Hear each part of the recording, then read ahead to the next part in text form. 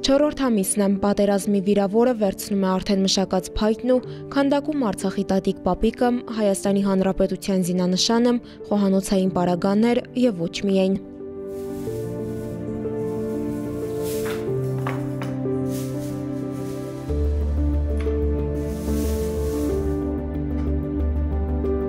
Սեփական բիզնեսն ունենալու գաղափարը Հայրապետյան ընտանիքը դեռ Արցախում էր որոշել կյանքի կոչել։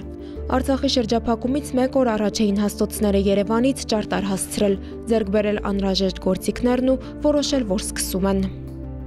22 թվականի դեկտեմբերի 11-ին արդեն այն որ աշխարհը մերն էր, որ ի վերջո հաստոցները պատրաստ է,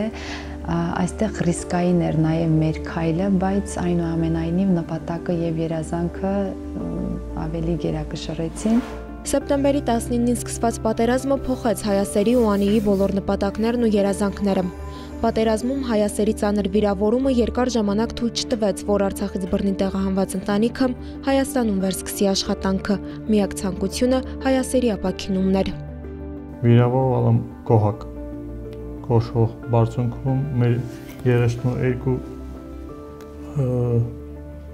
մարտակյան դիքի մոտ 19-ին 6.5 23 թվականի արդեն սեպտեմբերի 19-ին որ սկսվեց պատերազմը, ինքը ստացավ հրազենային գանգոսկրի ծանր կոտրվածք, բազմաբեկորային ու այստեղ արդեն մոռացվեց ամեն ինչ։ Այդ երկար սպասված մեր երազանք, ինչ որ կար, սա արդեն հետին պլան մղվեցին։ Հիվանդանոցներում զինվորի տանը ամիսներ շարունակ բուժում ստանալուց հետո 2024 թվականի նոյեմբերին որոշեցին, որ շարունակեն այն, ինչն իրենց համար երազանք ու նպատակ էր դեռ Արցախում։ Ասում են, երկրորդ կարգի հաշմանդամություն ունեցողն այլ տեղ աշխատել եւ ընտանիքը պահել չէր կարող։ Որ ինքը այսքան դժվարություններից հետո փորձեց վերսկսել, ասացիք պետք է լինի հայասեր։ Հենց հայկականը սիրող եւ իր գործը այնքան սիրող, այնքան նվիրված իր գործին, որ բաց չթողնեց նույնիսկ այս ամեն ինչից հետո։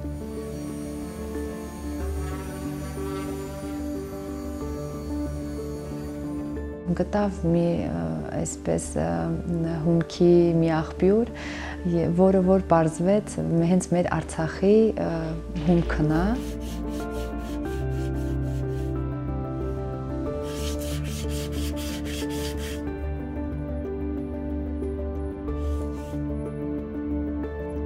Այս պահին տարածքի խնդիրել ունենք, հաստոցների խնդիրել ունենք, հենց փորագրության սարքերի, ասենք, չորանոցների,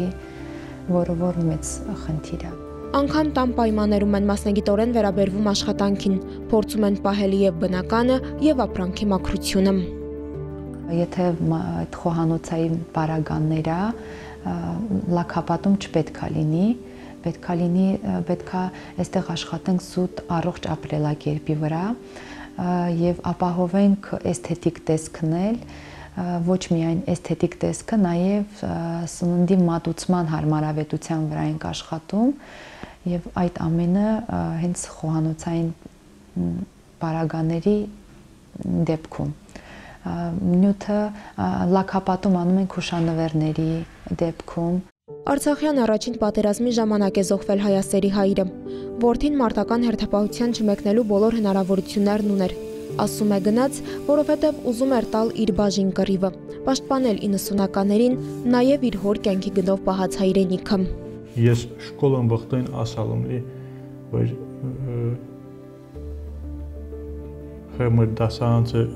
տղերքը, իմ տարիքից տղերքը կինին բանակ ես չէ, պարտ կցում համարալ, որ միդի ծարայ, միշտ այդ բենը ինձ հուզալա, որ խեչում ես իմ պարտքս տուալ հայրենիքից։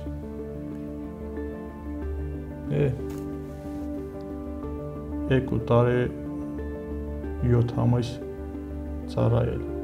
Փառք Աստծո, որ այսօր Հայասերը մեզ հետ է, իր երեխաների կողքին է եւ փորձում ենք մենք մեր գործով ինչու՞ չէ նաև օրինակ հանդիսանալ այն մարդկանց, այն ընտանիքների համար, ովքեր որ մտածում են, որ ելք չկա։ Ելքը կա, ուղղակի պետքա աշխատես, պետքա աշխատանքդ էլ սիրով կատարես։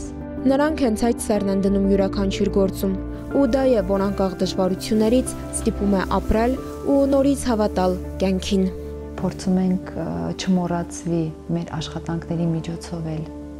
պահպանենք Արցախյանը մեր, հույսով, հավատով, որ տունդարձ կլինի մի օր։